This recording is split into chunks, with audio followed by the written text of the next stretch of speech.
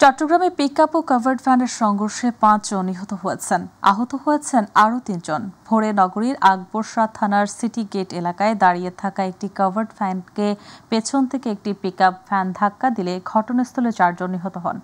আহত অবস্থায় আরও ৪ জনকে উদ্ধার করে চট্টগ্রাম মেডিকেল কলেজ হাসপাতালে নেওয়া হয়।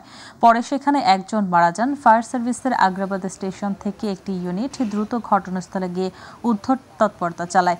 দুর্ঘটনার কারণে কিছু সময়ের জন্য সড়কে যান চলাচল ব্যাহত হয়। ফায়ার সার্ভিসের উপসহকারী পরিচালক মোহাম্মদ আলমগীর হোসেন জানান, নিহত আহত সবাই পিকআপ ভ্যানের যাত্রী। তারা জাল নিয়ে পটিয়ার পাশের উপকূল এলাকায় যাচ্ছিলেন। আহতদের চট্টগ্রাম মেডিকেল কলেজ হাসপাতালে চিকিৎসা দেওয়া হচ্ছে। জুলাই আগস্টের মানবতাবিরোধী অপরাধের মামলায় সাবেক প্রধানমন্ত্রী শেখ হাসিনা ও সাবেক স্বরাষ্ট্রমন্ত্রী আসাদুজ্জামান খান কামাল সহ ৩ জনের বিরুদ্ধে পঞ্চম দিনের সাক্ষ্য গ্রহণ আজ। আন্তর্জাতিক অপরাধ ট্রাইব্যুনাল ১-এর চেয়ারম্যান বিচারপতি মোহাম্মদ গোলাম মুর্তজা মজুমদারের নেতৃত্বে ট্রাইব্যুনাল এই সাক্ষ্য গ্রহণ হওয়ার কথা রয়েছে। এদিন সকালে ট্রাইব্যুনালে হাজির করা হয় আসামি থেকে রাজসাক্ষী হওয়া সাবেক আইজিপি চৌধুরী আবদুল্লাহ আল মামুনকে। এর আগে ১৭ আগস্ট চতুর্থ দিনের সাক্ষ্য জেরা শেষ হয়। এদিন সাক্ষ্য দেন জুলাই আন্দোলনে গুলি লাগা আব্দুস সামাদ। এরপর সাক্ষ্য দেন মিজান নামে আরেকজন। অষ্টম সাক্ষী হিসেবে ট্রাইব্যুনালে সাক্ষ্য দেন খুলনার নায়েম শিকদার নামে এক শিক্ষার্থী। একই সাথে সাক্ষ্য দেন আশুলিয়ার ৬ মরদেহ পোড়ানোর সময় জীবিত শিক্ষার্থী শহীদ সাজ্জাদ হোসেন সজলের মা। ঝিনাইদহ ২ আসনের সাবেক সংসদ সদস্য জেলা আওয়ামী লীগের সভাপতি শফিকুল ইসলাম অপুকে গ্রেপ্তার করেছে ঢাকা মহানগর গোয়েন্দা পুলিশ। রোববার রাতে রাজধানীর ধানমন্ডি এলাকা থেকে তাকে গ্রেপ্তার করা হয়। সাবেক এই সংসদ সদস্যের বিরুদ্ধে ঝিনাইদহের ছাত্র জনতার উপর হামলার সহ অন্তত ৩টি মামলা রয়েছে। গত ৫ আগস্টের পর থেকে পলাতক ছিলেন তিনি। সবশেষ রোববার রাতে ধানমন্ডির একটি বাসা থেকে তাকে গ্রেপ্তার করে ডিবি।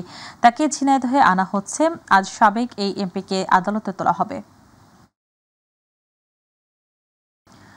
বঙ্গোপসাগরে সৃষ্ট নিম্নচাপের প্রভাবে মেঘনা ও তেঁতুলিয়া নদীতে জোয়ারের পানি বেড়েছে। ঢেউয়ের আঘাতে ভোলার চরফ্যাশনে ২৫০ মিটার বেড়িবাঁধ ভেঙে গেছে। ফলে এখানকার প্রায় ২,০০০ পরিবার ঝুঁকির মধ্যে রয়েছে। বর্তমানে বাঁধ সংস্কারের কাজ চলেও ব্লক স্থাপনের দাবি এলাকাবাসীর। প্রতিনিধি শাহাবুদ্দিন হাওলাদারের রিপোর্ট, জানাচ্ছেন শামস তাবরিজ উচ্ছ্বাস।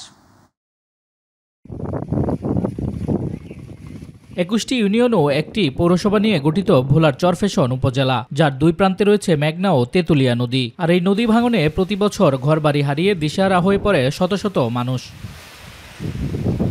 ভাঙন ঠেকাতে কোটি কোটি টাকা বরাদ্দ দেওয়া হলেও সঠিকভাবে কাজ না করার ফলে প্রতিনিয়তই নদীতে বিলীন হচ্ছে এসব এলাকা। এই জায়গাটা প্রতি বছরই বর্ষায় ২-৩ বার করে এইভাবে ভাঙে নষ্ট হয়, আর এইভাবে রিপেয়ারিং করা হয়, কিন্তু ওইভাবে মজবুত করে কাজ করা হয় না। সরকার হয়তো ব্যাপক টাকা খরচ করে এই জায়গার জন্য, কিন্তু টাকা কোনো কাজে লাগে না। বরাদ্দের কামটা আমাকে ঠিকমতো নেয় না।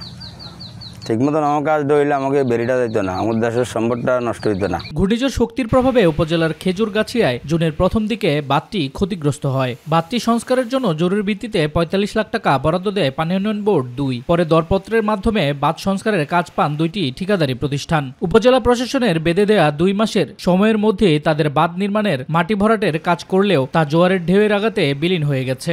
ব্লক দিয়ে এটাকে সুন্দরভাবে টেকসই এটা অস্থায়ীভাবে করা হচ্ছে।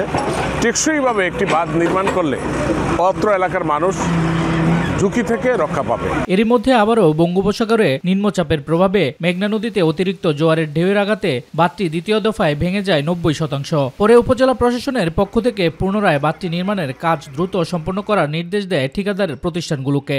বর্তমানে খেজুরগাছিয়া ভাঙন কবলিত বেড়িবাঁধটিতে মাটি ভরাটের কাজ চলমান থাকলেও টেকসই বেড়িবাঁধ নির্মাণে ব্লক স্থাপনের দাবি এলাকাবাসীর। টেকসই বেড়িবাঁধ না হইলে, ব্লকের ব্যবস্থা না হইলে যে কোনো সময় বেড়িটি ভেঙে দিতে পারে। এটা ব্লক নাই দিকে আমাকে এই জায়গাটা ভাঙ্গা যায়। এভাবে কাজ করে গেলে এই দুর্ভোগ আমরা আবার ভোগ করতেই হবে। সম্প্রতি এই উপজেলায় নদী ভাঙন রোধে দ্রুত ব্যবস্থা নিতে পানি সম্পদ মন্ত্রণালয়ে আবেদন করেছে সুপ্রিম কোর্টের এক আইনজীবী। আবেদনের প্রেক্ষিতে ব্যবস্থা গ্রহণ করতে মন্ত্রণালয় থেকে পানি উন্নয়ন বোর্ডের মহাপরিচালককে নির্দেশ দেওয়া হয়েছে। পানি উন্নয়ন বোর্ডের মহাপরিচালককে যে যত দ্রুত সম্ভব এই নদী ভাঙন রোধে প্রয়োজনীয় ব্যবস্থা করার জন্য অনুরোধ ক্রমে নির্দেশ প্রদান করা হলো। ভাঙন রোধে বরাদ্দ চেয়ে মন্ত্রণালয়ে আবেদন জমা দেওয়া হয়েছে বলে জানিয়েছে পানি উন্নয়ন বোর্ড। বোর্ডের নির্দেশনা মোতাবেক পরবর্তীতে আমাদের ডিজাইন প্রণয়ন সাপেক্ষে আমরা কিন্তু ডিপিপি প্রস্তাবনা প্রেরণ করব।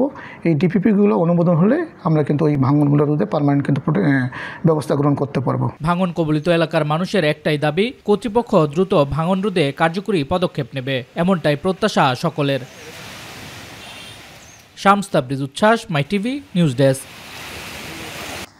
পাশাপাশি 3টি শিক্ষা প্রতিষ্ঠান, একটি মসজিদ ও একটি কবরস্থান, আর সবগুলোতে যাতায়াতের রাস্তা একটি, কিন্তু প্রায় 3 কিলোমিটারের রাস্তাটি জরাজীর্ণ।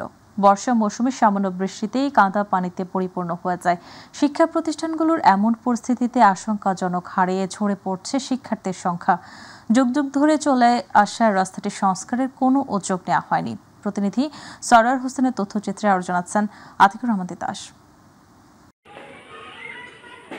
দূর থেকে দেখে মনে হবে এ যেন ফসলের মাঠ। মাটির রাস্তায় কাদা পরিপূর্ণ, পাশেই একটি সরকারি প্রাথমিক বিদ্যালয়, বড়দিয়া কওমি মাদ্রাসা, বড়দিয়া দাখিল মাদ্রাসা। শিক্ষা প্রতিষ্ঠান সংলগ্ন একই বাউন্ডারির মাঝে রয়েছে মুসল্লিদের জন্য বড়দিয়া জামে মসজিদ ও কবরস্থান। 3টি শিক্ষা প্রতিষ্ঠান সহ 5টি গুরুত্বপূর্ণ জায়গায় যাতায়াতের জন্য রয়েছে একটি মাত্র সংকীর্ণ মাটির রাস্তা।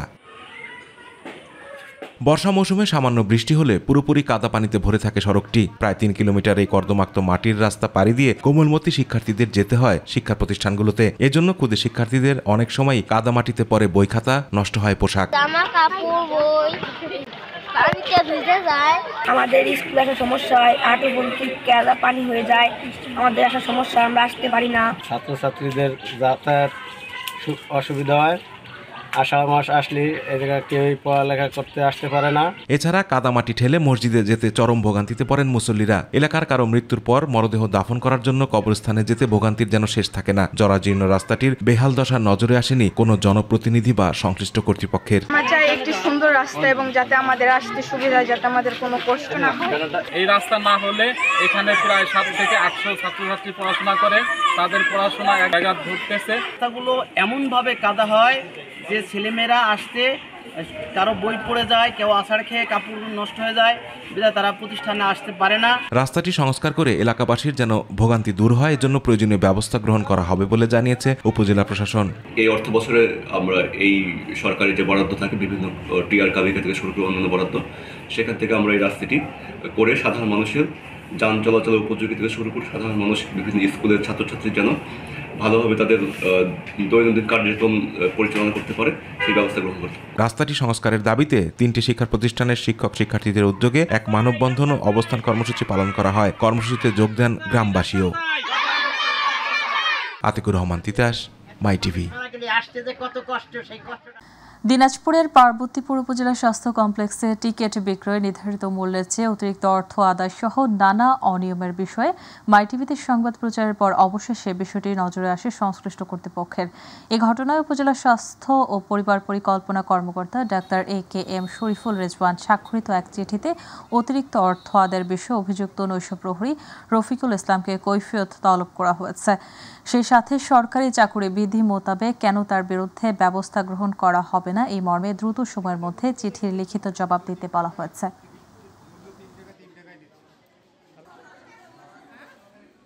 রবিবার কোস্টগার্ড আউটপোস্ট নলিয়ান কর্তৃক আউটপোস্ট প্রাঙ্গণে তারুণ্যের উৎসব 2025 শীর্ষক জনসচেতনতামূলক সভা ও কর্মশালা অনুষ্ঠিত হয়।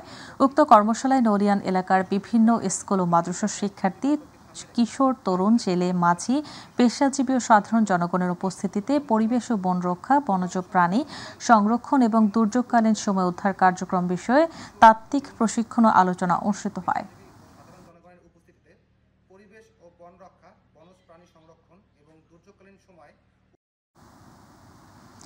কক্সবাজার জেলা প্রশাসনের উদ্যোগে অনুষ্ঠিত হয়েছে জেলা উন্নয়ন সমন্বয় কমিটির মাসিক সভা। সকালে জেলা প্রশাসনের শহীদ ATM জাফর আলম সম্মেলন কক্ষে অনুষ্ঠিত এই সভায় সভাপতিত্ব করেন জেলা প্রশাসক মোহাম্মদ সালাউদ্দিন। সভায় জেলা পরিষদের প্রধান নির্বাহী কর্মকর্তা মোহাম্মদ আল মারুফ, অতিরিক্ত জেলা প্রশাসক ইমরান হোসেন সজীব, উপজেলা স্বাস্থ্য ও পরিবার পরিকল্পনা কর্মকর্তা ডাক্তার টিটুর চন্দ্রশীল সহ সংশ্লিষ্টরা বক্তব্য রাখেন। এর আগে তারুণ্য উৎসব 2025 সমন্বয় সভা অনুষ্ঠিত হয়।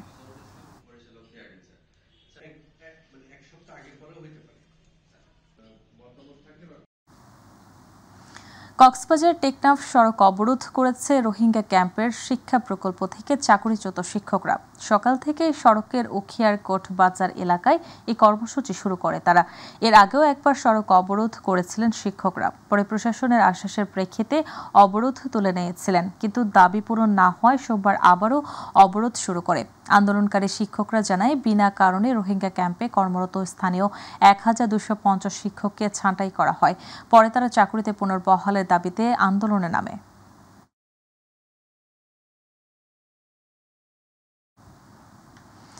জামালপুর জেলা বিএনপির সম্মেলন বন্ধের দাবিতে বিএনপি ও সকল অঙ্গ সংগঠনের ব্যানারে মানববন্ধন করেছে দলের একাংশের নেতাকর্মীরা। শহরের সকাল বাজার এলাকায় বিএনপি ও সকল অঙ্গ সংগঠনের ব্যানারে এই মানববন্ধন অনুষ্ঠিত হয়েছে। মানববন্ধনে বক্তব্য রাখেন জেলা বিএনপির সাবেক সাংগঠনিক সম্পাদক শামীম আহমেদের সভাপতিত্বে জেলা ছাত্রদলের সাবেক সভাপতি মাহবুবুর রহমান জিলানী, যুবদল নেতা রানা ম্যানসন সহ অন্যান্যরা বক্তব্য রাখেন।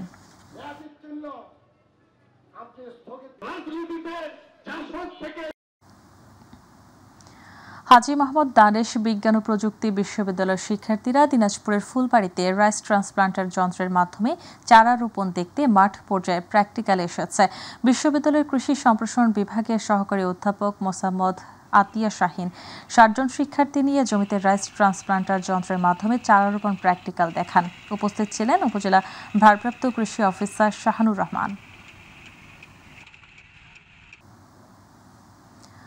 নড়াইলের লোহাগড়ার মাইটকুমরা মিতালী মাধ্যমিক বিদ্যালয়ে আন্তঃশ্রেণী ফুটবল টুর্নামেন্টের পুরস্কার বিতরণের সভা স্কুলের হলরুমে অনুষ্ঠিত হয়। অনুষ্ঠানে প্রধান অতিথি ছিলেন উপজেলার সহকারী কমিশনার ও পৌর প্রশাসক মিঠুন মৈত্র। সভায় সভাপতিত্ব করেন ম্যানেজিং কমিটির সভাপতি SA সাইফুল্লাহ মামুন। এ সময় কথা বলেন লোহাগড়া সরকারি পাইলট উচ্চ বিদ্যালয়ের প্রধান শিক্ষক SM হায়াতুজ্জামান, উপজেলা বিএনপির সভাপতি মোহাম্মদ আহাদুজ্জামান বাটু, প্রধান শিক্ষক দীপঙ্কর সাহা, মাই টিভির নড়াইল প্রতিনিধি মোহাম্মদ খায়রুল ইসলাম সহ আরো অনেকে উপস্থিত ছিলেন। টাঙ্গাইল নাগরপুর উপজেলা ভাদ্রা ফুটবল টুর্নামেন্ট 2025-এর শুভ উদ্বোধন করা হয়েছে। গতকাল বিকেলে ভাদ্রা স্পোর্টিং ক্লাবের আয়োজনে ও ভাদ্রা গ্রামবাসীর সহযোগিতায় ঐতিহ্যবাহী ভাদ্রা গুরুদয়াল ফুটবল মাঠে এই খেলা অনুষ্ঠিত হয়। উপজেলা বিএনপির সহ সাংগঠনিক সম্পাদক হাসান মাহমুদ চঞ্চলের সভাপতিত্বে প্রধান অতিথির বক্তব্য রাখেন উপজেলা বিএনপির সহ সভাপতি ও জাসাস ঢাকা মহানগর উত্তর আহ্বায়ক মোহাম্মদ শরীফুল ইসলাম স্বপন। ফুটবল খেলার উদ্বোধন করেন উপজেলা বিএনপির প্রচার ও প্রকাশনা সম্পাদক মোহাম্মদ নজরুল ইসলাম। দীর্ঘ 18 বছর পর মানিকগঞ্জের ঘিওর উপজেলার নালী ইউনিয়নের হেলাচিয়া গ্রামে অনুষ্ঠিত হল প্রায় 250 বছরের পুরনো ঐতিহ্যবাহী নৌকা বাইচ। হেলাচিয়া বাজার বণিক সমিতির উদ্যোগে আয়োজিত ইছামতি নদীতে নৌকা বাইচ প্রতিযোগিতায় অংশ নেয় মানিকগঞ্জ ও পার্শ্ববর্তী টাঙ্গাইল জেলার 10টি নৌকা। প্রতিযোগিতা শেষে প্রতিটি দলকে পুরস্কার হিসেবে দেওয়া হয় একটি করে 32 ইঞ্চি রঙিন LED টেলিভিশন। পুরস্কার তুলে দেন মানিকগঞ্জ জেলা বিএনপির আহ্বায়ক কমিটির সদস্য ও যুবদলের কেন্দ্রীয় কমিটির সাবেক যুগ্ম সাধারণ সম্পাদক গাজী হাবিব হাসান রিন্টু সহ অনেকে।